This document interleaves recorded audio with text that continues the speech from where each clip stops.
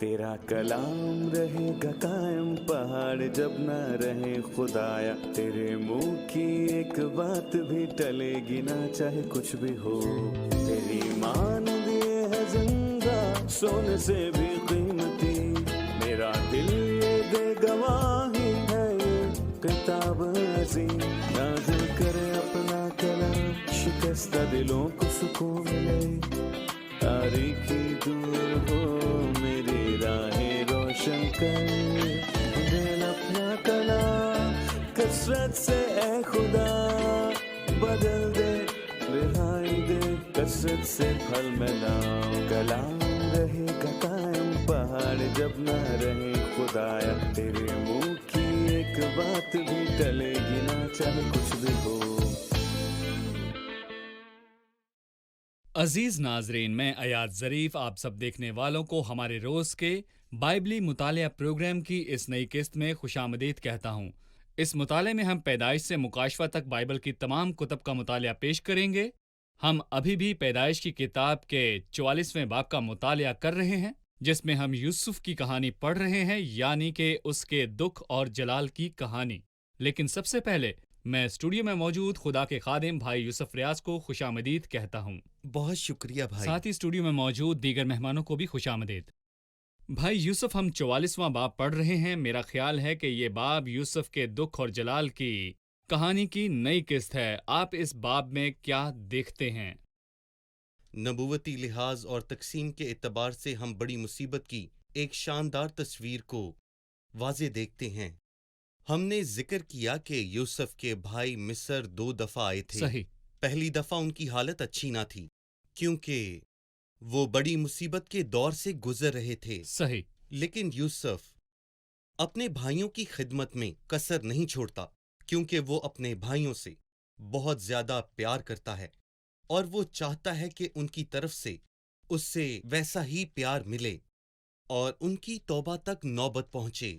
और दूसरी बात, ये सब उस तरतीब का नतीजा था जिससे उसके भाइयों को गुजरना था। और बाब के इख्तिताम में यूसुफ बड़ी जुर्रत के अल्फाज कहता है जिसकी तवक्को उसके भाइयों को शायद ही होगी। और अगले बाब में हम देखते हैं कि यूसुफ खुद पर काबू ना रख सका और उसने कहा कि इनमें से एक को मुझसे दूर ले जाओ, क्योंकि यूसुफ रो रहा था। और यहाँ पहली मर्तबा यूसुफ खुद को अपने भाइयों पर जाहिर करने वाला था, लेकिन उनमें से किसी ने उसका नाम ना लिया। और फिर यूसुफ उन्हें बताता है कि दरअसल मैं ही तुम्हारा भाई हूँ, जिसको उन्होंने बेचा यहूदा के मुताबिक नहीं कि वो मारा गया, वो खो गया और हमारे पास कभी वापस ना आएगा। पर यूसुफ जो अपने भाइयों से सुनना चाहता था वो उसने सुन लिया। जब हम 44वें बाब तक पहुंचते हैं, खास तौर पर पहली 5 आयत तक, तो हम देखेंगे कि यूसुफ अपने भाइयों को फंसाने का मंसूबा बनाता है और उन्हें मिस्री कानून के मुताबिक कहता है कि उन्होंने चोरी की है और उन्हें एक नई परेशानी में मुब्तला कर देता है, क्योंकि उन्हें बिन्यामीन चाहिए। क्या आप हमें याद दिलाएंगे कि उसने क्या किया? दरअसल यूसुफ का मंसूबा उनसे चांदी लेने का बिल्कुल भी नहीं था। वो चाहता था कि वो ये जान पाए कि क्या तुम मेरे बाप के साथ अभी भी जुल्म करते हो, या जिस तरह की बदसलूकी तुम मेरे साथ करते थे, क्या तुम वही बदसलूकी मेरे भाई बिन्यामीन के साथ करते हो, या फिर तुम बदल गए हो। और अगर तुम नहीं बदले तो यकीन जानो कि तुम सब के सब बहुत बड़ी मुसीबत में हो। वो उन सबको बड़ी मुश्किल में डालने वाला था और खुदा भी हमारे साथ ऐसा ही करता है। यहाँ मामला मुश्किलात के होने या ना होने का नहीं, मामला अब्दी दुख का है उनके लिए जो तौबा नहीं करते। और जो शख्स तौबा कर लेता है उसे खुदा की तरफ से कसरत से बरकत मिलती हैं। और यूसुफ भी अपने भाइयों के लिए ऐसा ही मंसूबा रखता था, लिहाजा उसने बिन्यामीन के बोरे में अपना प्याला रखवा दिया। और जब वो खुशी खुशी वहां से चले गए तो यूसुफ के एक नौकर ने उनका पीछा किया और जाकर उनसे कहा कि तुमने मेरे मालिक की अच्छाई के बदले में उससे बुराई की। उन्होंने कहा कि ये कैसे हो सकता है, हमने कोई गलती नहीं की, तुमने जो प्याला चुराया सो ठीक नहीं किया। उन्होंने कहा जिसने भी ये प्याला चुराया वो तेरे आका का उन्होंने गुलाम अपनी ही होगा। अदालत की। जी बिल्कुल, आपने ठीक कहा। नौकर ने कहा, नहीं, बल्कि जिससे वो प्याला बरामद होगा वही गुलाम बनेगा। वो उनके छोटे भाई बिन्यामीन के ताल्लुक से उनका रवैया देखना चाहता था और उनके बाप के ताल्लुक से भी, जो अपने छोटे बेटे बिन्यामीन से जुदा नहीं रह सकता। अगर उसके भाई खुद को ना बदलते तो उसे और भी तरीके आते थे, लेकिन खुदा का शुक्र है कि कहानी से जाहिर होता है कि उसके भाई ने उसकी हिफाजत की कसम खाई हुई थी। उसने यूसुफ से कहा कि मैं बिन्यामीन की जगह कैद में जाने को तैयार हूँ। कैसी शानदार बात है। और यूसुफ काफी देर से ये अल्फाज सुनने को तरस गया था। सही। भाई वो नौकर जो यूसुफ के भाइयों के पीछे गया कि चोरी शुदा प्याले के साथ रंगे हाथों पकड़े, उनसे कहा कि मेरा आका फाल निकालता है। यूसुफ ने भी उन्हें बताया, क्या तुम्हें मालूम नहीं कि मैं भी ठीक फाल खोलता हूं? मैं जानना चाहता हूं कि इस बात का क्या मतलब है कि मैं भी फाल खोलता हूं। मैं ये कहूँगा कि ये एक मिस्री रस्म थी, और हम ये भी जानते हैं कि कदीम मिस्री फाल निकाला करते थे। इसका ताल्लुक बदरूहों से था। ताहम यूसुफ, जो कि नेक और वफादार इंसान था और जिसका ताल्लुक अपने खुदा के साथ बहुत अच्छा था, और वो मुस्तकबिल को जानता था, और मुस्तकबिल को जानने के लिए यूसुफ को बुतों या बदरूहों की जरूरत ना थी।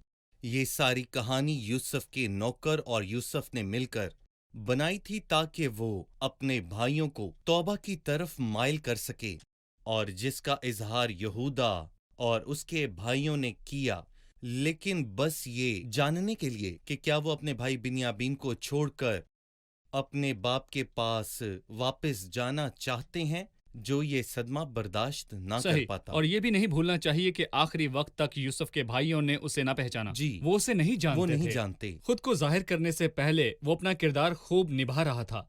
बिल्कुल सही। 16वीं आयत में लिखा है, यहूदा ने कहा कि हम अपने खुदावंद से क्या कहें, हम क्या बात करें या क्यों कर अपने को बरी ठहराएं? खुदा ने तेरे खादमों की बदी पकड़ ली। सो देख, हम भी और वो भी जिसके पास प्याला निकला, दोनों अपने खुदावंद के गुलाम हैं। हम यहाँ पर यहूदा के रवैये में तब्दीली को देख सकते हैं। क्या ये तब्दीली महज दिल की तब्दीली है या महज हालात की तब्दीली थी? आप क्या कहेंगे? ये जिंदा खुदा की खूबसूरती है कि खुदा उन लोगों को ये अल्फाज कहने देता है कि हम क्या बात करें और अपने आप को क्यों बुरा ठहराएं। इंसान हमेशा ही अपनी सफाई पेश करने की कोशिश करता है। जो शख्स अपनी सफाई खुदा को पेश करता है वो मुजरिम ठहरता है। यिर्मयाह की किताब के 3 बाब में हम वो अल्फाज पढ़ते हैं जो इसराइल के लोगों के लिए कहे गए, जो अपने कलाम को बड़ी मुसीबत के वक्त पूरा करेगा। बस अपनी बदकारी का इकरार करो। अगर तुम अपने गुनाहों का इकरार करो तो मैं तुम्हें मुआफ करूंगा। ये शानदार बात है। हम क्या कहें, हमारे पास कहने को कुछ भी नहीं है, और हम क्यों कर अपने आप को बुरा ठहराएं। खुदा ने तेरे खादमों की बदी को पकड़ लिया, और मैं कहना चाहता हूँ खुदा से गुनाह को छुपाना मुमकिन नहीं है। और वाइस की किताब के 3 बाब में लिखा है कि खुदा गुज़िश्ता को फिर से तलब करता है। और मैं आपसे कहना चाहता हूँ कि अगर आप में से किसी ने गुनाह किया है जो कि बहुत पुराना हो गया है, लेकिन खुदा उस गुनाह को नहीं भूलता, आप खुदा के सामने अपने गुनाहों का इकरार करें और यहूदा की तरह ही कहें कि आए खुदा, मैं क्या करूं। खुदा ने तेरे खादमों की बदी पकड़ ली, और अब ये अच्छा है कि खुदा मेरे गुनाह मेरे सामने लाए, और मेरा खुदा मुझे गुनाहों से तौबा करने का एक मौका दे, क्योंकि वो माफ करने वाला खुदा है। लिहाजा 42वें बाब में उन्होंने कहा कि हम सच्चे दयानतदार हैं, हैं। तेरे खादिम सच्चे बिल्कुल। हैं। ये बात मुझे महसूल लेने वाले और फरीसी की याद दिलाती सही। है। फरीसी के अल्फाज का मतलब था मैं सच्चा सही। हूँ, पर यहाँ वो कहते हैं कि वो गुनहगार हैं, हमने गुनाह किया है। हम एक छोटे से वक्फे के बाद दोबारा हाजिर होंगे।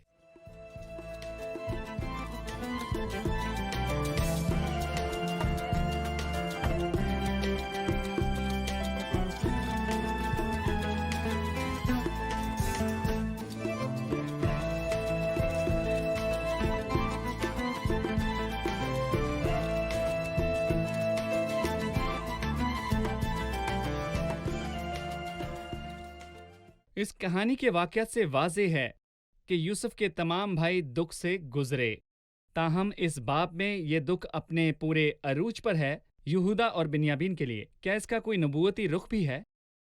जी भाई यूसुफ। मैं यहाँ पर खुदा के कलाम की अजमत को देखता हूँ। यहूदा इस वक्त एक मुश्किल में फंसा हुआ है और बिन्यामीन भी, लेकिन हकीकत बस खुदा जानता है। और वो नहीं जानते थे कि हम मिस्र में आकर एक चोरी के इल्जाम में फंसेंगे, लेकिन अब हम कहाँ जाएं? क्योंकि वो उम्र भर के लिए सिफनात का गुलाम होने वाला था। और यहूदा इस सब के बाद अपने बाप का सामना कैसे करता? मैं अपने बाप के सामने इस लड़के का जामिन हो चुका हूं। बिन्यामीन और यहूदा दोनों ही परेशान हैं। यहाँ नबुवती रुख भी है।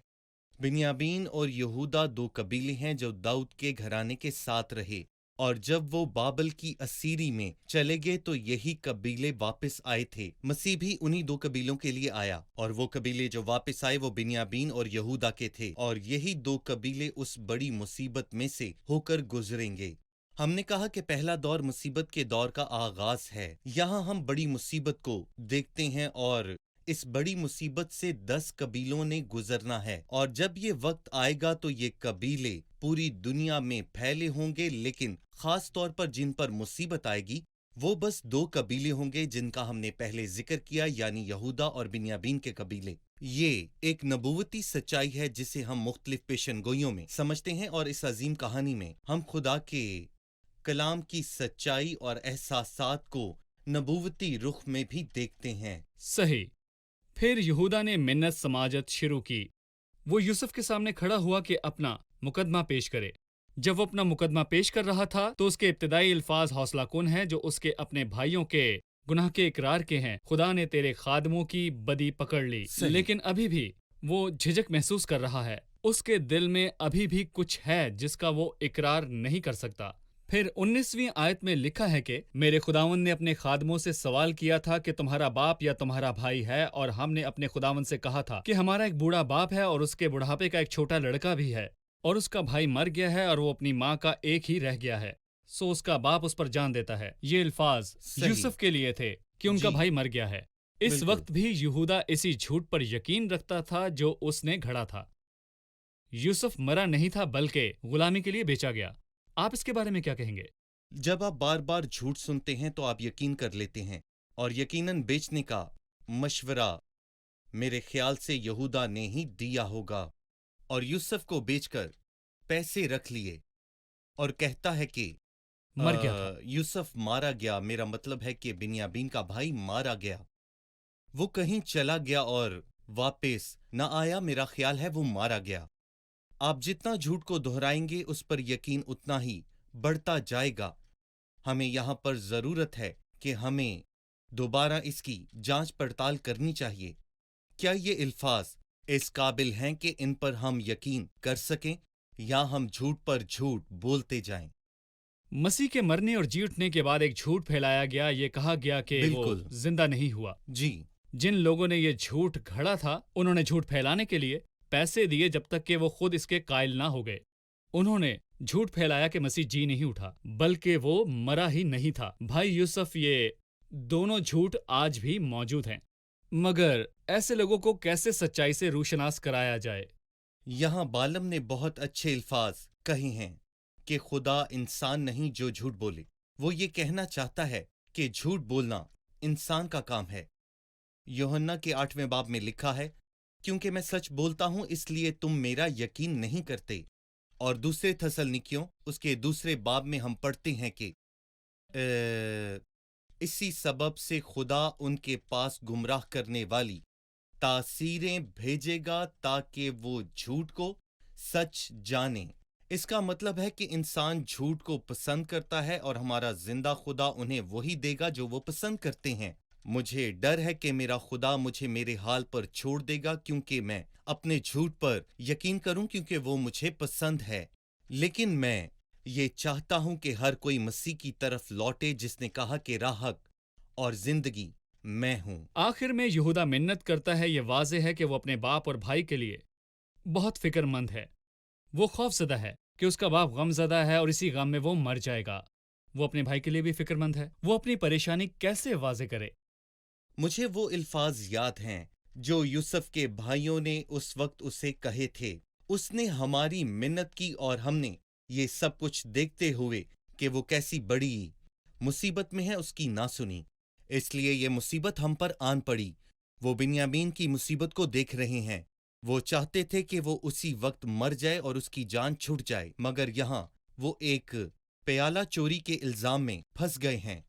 وہ کافی مشکل میں تھا اور بہت پریشان تھا، تاہم مصیبت میں انہوں نے یوسف کی نہ سنی۔ وہ منت کر رہا تھا لیکن بنیامین نے منت نہیں کی، لیکن بنیامین پر آئی اس مصیبت کو اس کے بھائی دیکھ نہیں سکتے تھے، اور یہودا جو یوسف کو بیچنے میں پیش تھا اب اسی کے دربار میں کھڑا ہو کر اس سے منت کر رہا ہے کہ بنیامین کے بدلے میں تو مجھے غلام بنا لے۔ یہ بہتر ہے کہ میں یہاں پر غلام بن کر رہ جاؤں کہ میں اپنے باپ کے پاس جاؤں اور اسے یہ خبر دوں کہ بنیامین قید خانے میں ڈال دیا گیا ہے۔ یہ بات سن کے میرا باپ مر جائے گا۔ اور یہی وہ بات تھی جس کی وجہ سے سب کی توبہ تک نوبت پہنچی۔ اس مقام تک ابھی بھید نہیں کھلا تھا۔ یوسف نے اپنے بھائیوں پر خود کو ظاہر نہیں کیا تھا۔ جی، اس نے انہیں نہیں بتایا کہ اس سب کے پیچھے اسی کا منصوبہ ہے۔ بالکل۔ یوسف نے ہی اس کی بوری میں پیالہ رکھنے کو کہا تھا۔ تصور کریں کہ شاید واپس آتے ہوئے اس کے 10 بھائی بنیامین سے کہتے ہوں تم نے ہمیں کس مشکل میں ڈال دیا ہے۔ بنیامین مجرم نہیں بلکہ مظلوم تھا۔ پیالہ تو اس کی بوری میں رکھوایا گیا تھا۔ اب وہ کیا کر سکتا ہے؟ میں جاننا چاہوں گا بھائی یوسف، بنیامین کی صورتحال سے ہمارے لیے کیا سبق ہے؟ کیا ہم انتظار کریں کہ الہی عدالت ظاہر ہو تاکہ صورتحال واضح ہو، اس سے پہلے کہ ہم دوسروں کی عدالت کریں جو کہ قید میں ہیں؟ اور آپ نے آج کے ٹھیک دور میں کہا۔ بھی بہن بھائیوں میں اختلافات ہیں، آپ مجھے اس بارے میں بتائیے۔ در حقیقت انسان عدالت میں ناانصافی کرتا ہے۔ پالوس رسول نے بڑی حکمت سے کہا کہ جب تک خداوند نہ آئے وقت سے پہلے فیصلہ نہ کرو، وہی تاریکی کی پوشیدہ باتیں ہم پر روشن کر دے گا اور دلوں کے منصوبے ہم پر ظاہر کر دے گا، اور اس وقت ہر طرف سے اس کی تعریف ہوگی۔ دوسروں کی عدالت کرنے میں جلد بازی ہرگز مت کرو صحیح۔ جب تک تمہیں سچ کا پتہ نہ چل جائے۔ میں صبر کروں گا اور عدالت میں جلدی ہرگز نہیں کروں گا، کیونکہ کچھ باتیں ایسی ہوتی ہیں جن کا وقت کے ساتھ ہمیں پتہ چلتا ہے اور پھر ہم بہتر طور پر فیصلہ لے سکتے ہیں۔ انسانی عدالت میں کہا جاتا ہے جب تک جرم ثابت نہ ہو جائے وہ مجرم نہیں ہے، جب تک مکمل ثبوت نہ مل جائیں فیصلہ نہیں کیا جا سکتا۔ اور اپنے بہن بھائیوں کے ساتھ تعلق میں ہم سیکھتے ہیں کہ ایک دوسرے کی عدالت نہ کرو، کیونکہ ہم سب کا یہ ماننا ہے کہ خداوند ہی ہماری عدالت کرے گا۔ ہم ایک چھوٹے سے وقفے کے بعد دوبارہ حاضر ہوں گے۔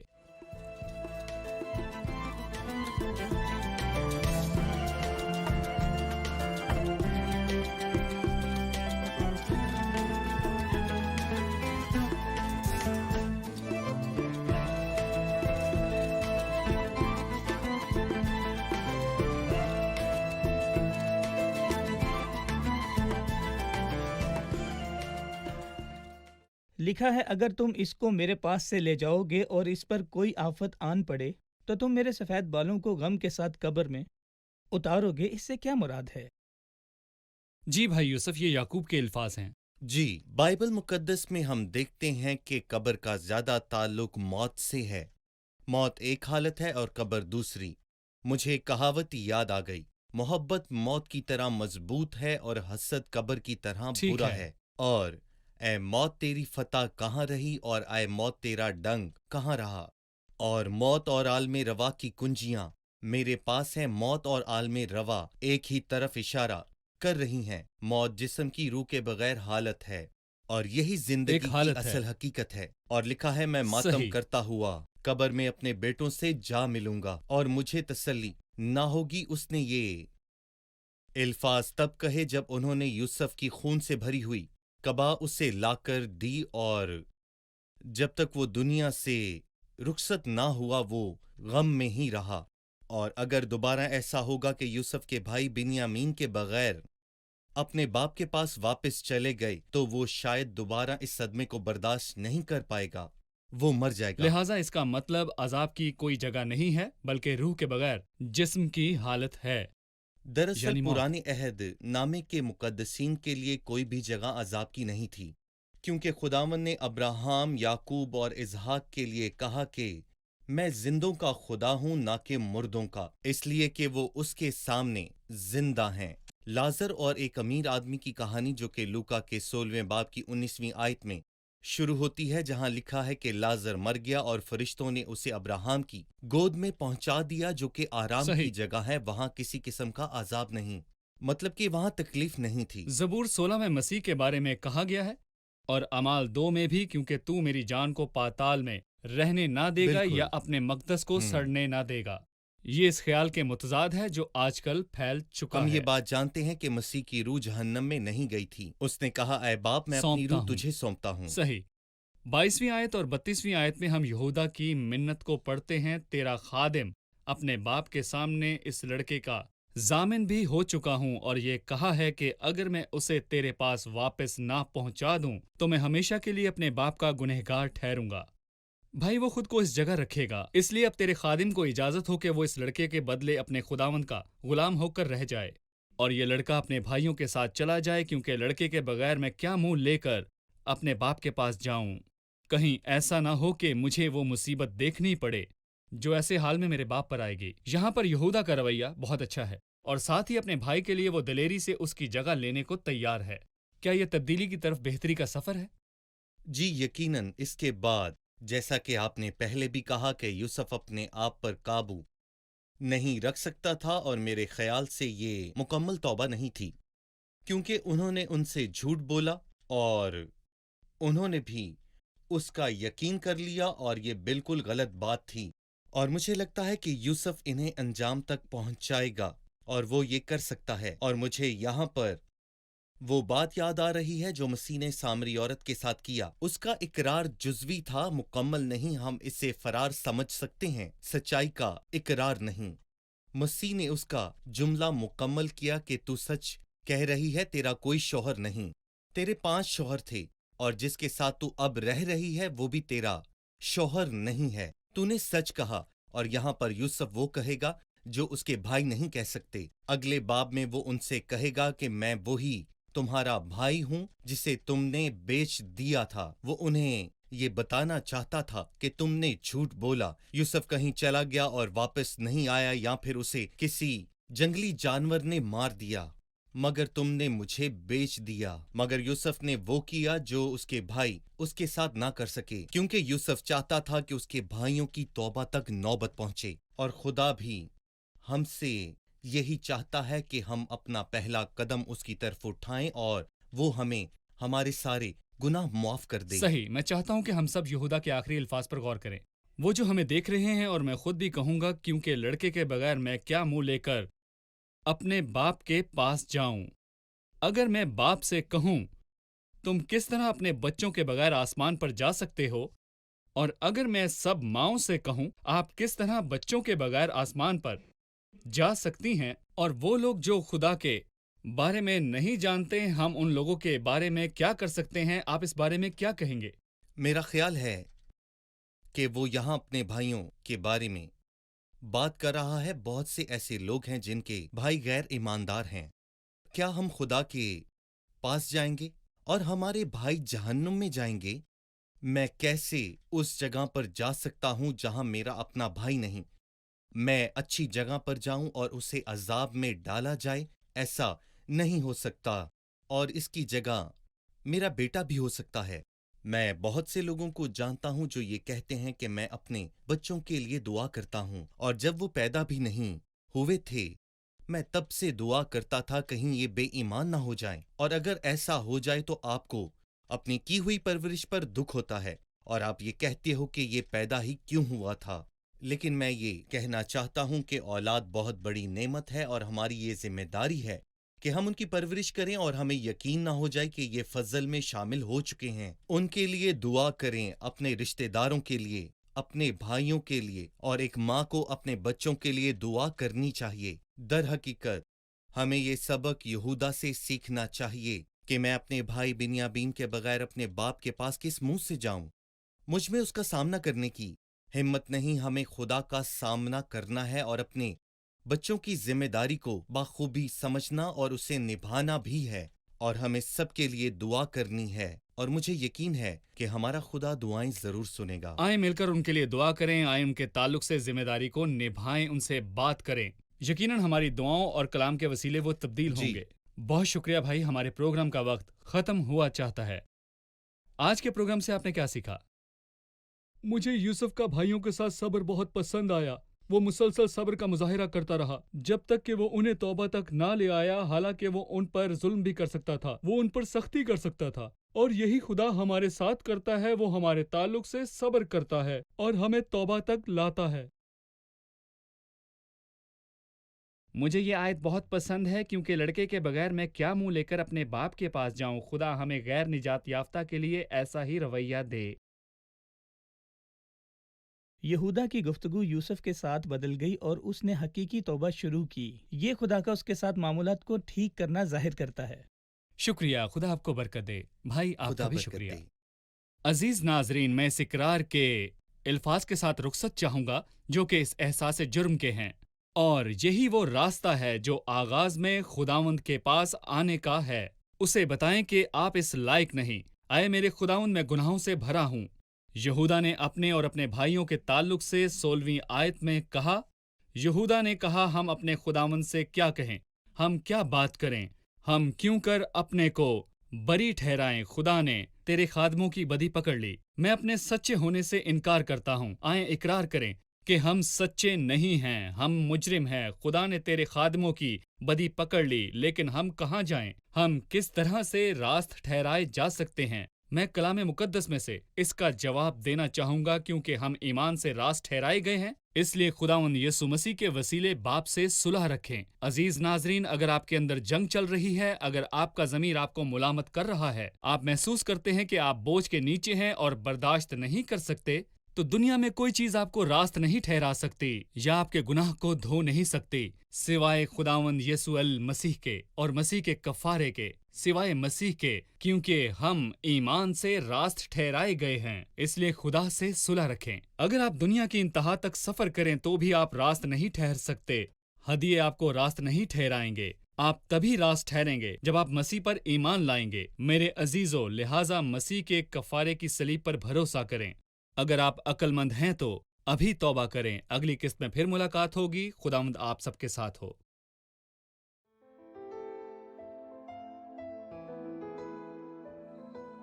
تیرا کلام رہے گا قائم، پہاڑ جب نہ رہے خدایا، تیرے منہ کی ایک بات بھی ٹلے گی نہ، چاہے کچھ بھی ہو۔ تیری مان دیے ہے زندہ، سونے سے بھی قیمتی، میرا دل یہ دے گواہی ہے، یہ کتاب عظیم نازل کرے اپنا کلام، شکستہ دلوں کو سکون ملے، تاریکی دور ہو میری راہیں روشن کر، دل اپنا کلام کثرت سے اے خدا بدل دے، رہائی دے کثرت سے پھل ملاؤ۔ کلام رہے گا قائم، پہاڑ جب نہ رہے خدایا، تیرے منہ کی ایک بات بھی ٹلے گی نہ، چاہے کچھ بھی ہو۔